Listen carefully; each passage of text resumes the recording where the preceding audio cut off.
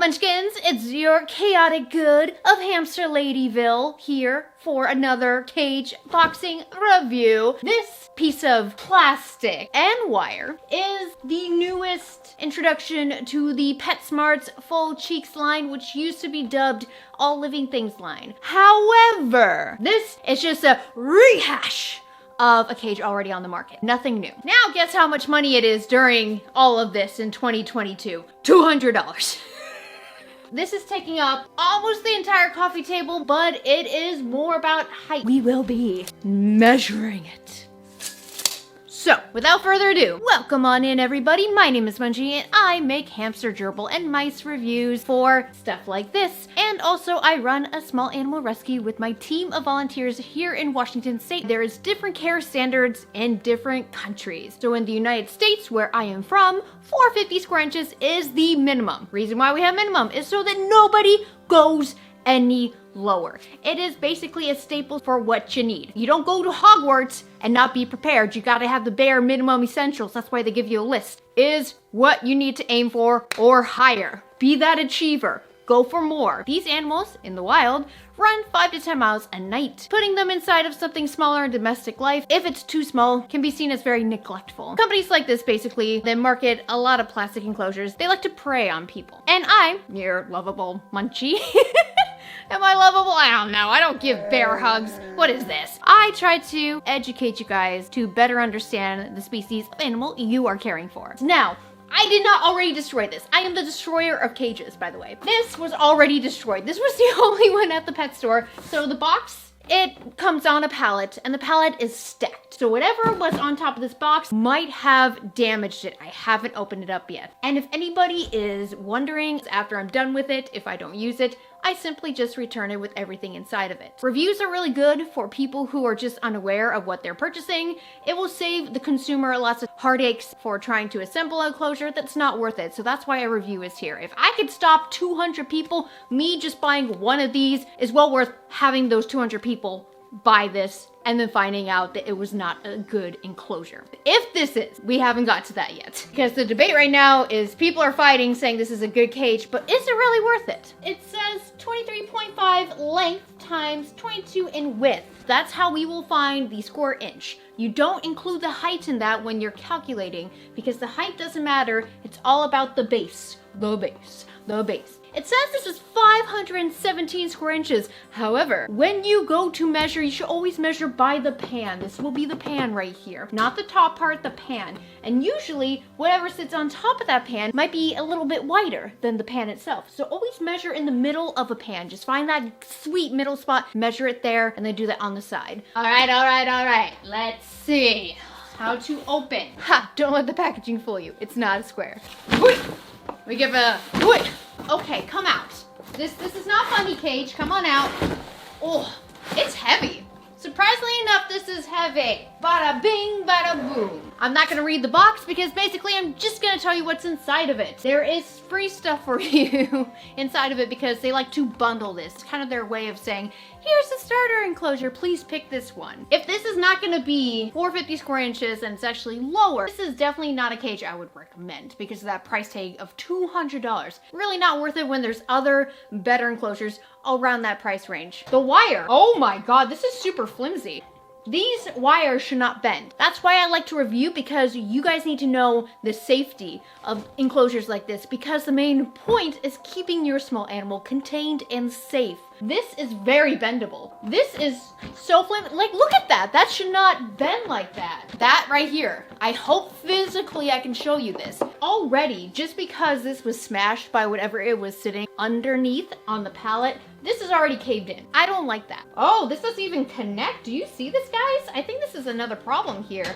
This is not connecting. So this should be, this bar right here should be evenly across, but I'm already seeing issues. If one material is bent, the other will not align correctly. That's why I really don't like these enclosures. If they're not good materials, it is very hard for them to just be able to click together. So before we move further, because I'm starting to see a bunch of flaws, and this is bad, let's measure the size of this thing. On average, you want to have 5 to 6 inches of bedding. It shows that it can have at least 7 inches inside of here without the bedding overflowing. So that's good. So we got to actually measure from here inward to this side. So with this, it is 21 and a half by the way, isn't that such a beautiful sight right there? Why? It looks like a tote, but it looks like an ugly tote. So that's about almost 20 inches. I decided to round up on the edges here, so I did 20 by 22.5. That comes out to 430. I would not recommend this cage. Moving forward, we will still be reviewing it, but because in the United States it's 450 square inches or above, this falls very short of that. Let me further drive in the point. This tab right here, you stick it in, it's out there to catch the bin, because what it's doing is it's containing the plastic bin inside on both sides. Even though it is catching the bin. Look at that pushback. Oh my gosh, it is so flimsy. Why won't you work? Why isn't this coming forward? Oh my God, really? Oh, there we go, it was just stuck. So this idea about pulling the tray out, I hate, because with the two materials, you are just grinding plastic on plastic. I don't like that at all. They give you a very small amount of bedding. This is not gonna fill this up at all. So they give you a really small starter package. Oh, and it comes with a plastic food dish. Scatter feeding is recommended to be doing for your animal unless you're observing how they eat and if they're eating enough. I've just removed the whole thing. That way you guys can see how big this is. This doesn't look too bad. This is actually nice. It's definitely a step in the right direction. However, when you first get this type of enclosure, it is very dirty. Since I'm so dang pale, you can see kind of the dirt on my fingers. It is dusty. You want to give whatever enclosure you get a nice wipe down. However, I do want to say that when I got the Night Angel enclosure, all of it was wrapped up. There was no dust or like hair inside the wrapping. However, with this, it's dusty. I don't like it. It was probably kept in a warehouse. And because this was exposed and not, packaged, who knows if there could be hitchhikers along, if there's gonna be parasites inside of here. You just don't know. So just be cautious when you get that. By the way, did you hear that squeak just now as I was trying to talk? This will be very squeaky. Oh my gosh, there's just trash in here. That is gross. That looks like someone's floss. Ew.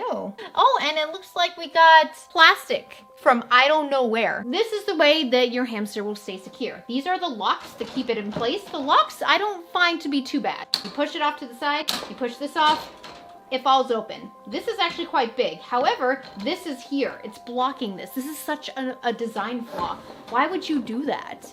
To have it just block right there. Also, it came with the water bottle, just a standardized water bottle. So there's also this top one. Oh, this goes all the way over here apparently. Does this one go all the way over there? Yes, it does. All right. And then as you can see here, how like sensitive that is. It doesn't line up. If things don't line up, it's not secure, it's not safe, not my approval. Look how flappy that is. That shouldn't be like that. It just springs and bounces. And this is warped beyond belief. Look at how warped that is. It is not straight anymore. So that means this plastic is not gonna be able to clip onto here and onto here. I'm very much confused. All right, well, we'll just have to see once I put it in. Ah, it's so warped. This wheel, I am very sad that PetSmart decided to go back to this design. Look how close it is to the wire. It's not actually spinning.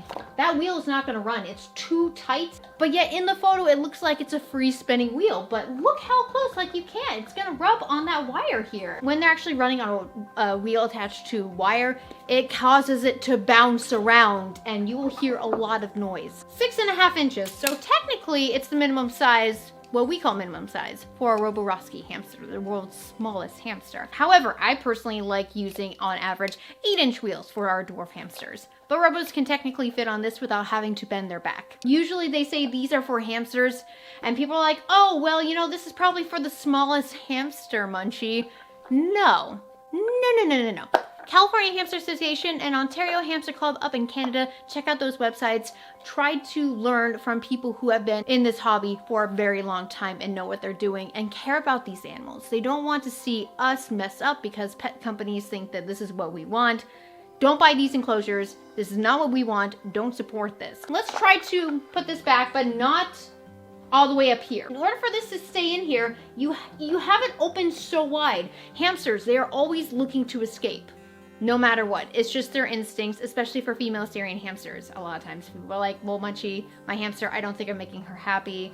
That's the thing. You got a domestic hamster and we haven't domesticated them in 100 years yet. And for that species that needs to travel 5 to 10 miles a night, we might not ever make them super happy. There is breeders out there, ethical breeders, who are trying to get good temperament hamsters so that in the pet community they can have good tempered ladies and gentlemen who aren't freaking out inside their enclosure and wanting to escape. But for the majority of pet stores that use breeding mills, they don't care about that. They care about coloration. They care about things like that and cutting corners. Your hamster might look for weak points. Not your fault. It's just their instincts. So this is very dangerous. If they like try to push this wheel out of the way and try to squeeze through here, it looks like it runs smoothly. It's just really loud. Yeah, that's too loud. But as you can see there, it's actually spinning. Hello everybody! My name is Legimon. Legimon. Nice to meet you. I'm just a flap inside of an enclosure that Munchie's touching. Anyways, it's supposed to like sit like this, but it sits more like this, and that's more of a steep climb. Yes, there is indents inside of this little ladder here. It doesn't feel like it connects. And then your wheel's supposed to be up here as in the picture, what the picture shows, but it looks so bad. Oh yeah. You gotta move the ledge in order to put this back inside. This goes in the front, you slide it in. Oh, I can't slide it in now because of the wheel. You guys can see that, right? Your hamster's smart. They can easily move stuff. I've had a lot of hamsters escape because they just push stuff and then they get through a little opening and escape. If this is pushed out, look at that. Look at that right there. You could easily have a hamster escape from that. This is a really bad design. While this is a step in the right direction, this just screams safety hazard. Poor material, poor design, enclosure. Like, looking in the camera, it doesn't look too bad, but in person, it is so ugly. I would highly not recommend it. Safety, top priority. Size does matter, so this is a big no. Please avoid at PetSmart. PetSmart, you tried. You're still failing. It says it's 596 square inches, but that is probably from like the farthest distance. I really don't think they measured this correctly, and a lot of companies do that. Like even the Super Critter Trail from KT claimed it was 540 square inches when it was more like 500 square inches, or maybe a little bit less than that. When measured correctly, but they don't really realize that it's the pan that needs to be that space. That's where they walk on. You need something more horizontal. And it says it gives you more time to snuggle with your new bundle of joy. That gives people and first-time pet owners the wrong idea. You cannot right off the bat snuggle with a hamster. They are terrified of you. They come in so young that they don't understand who you are, because guess what? You're buying a hamster from a pet store who just got off the truck from a pet supplier breeding mill where they don't handle the hamsters. They keep away from that. Harsh truth to you guys out there, but this cage just screams to people who are not aware and are willing to spend $200 on something that looks like it's secure, but it's actually not. So I hope this video helps you guys out. I do like the packaging. It looks a lot nicer. However, don't like what I see here. Don't like the material, and I hope you guys will agree. So thank you so much. Leave a like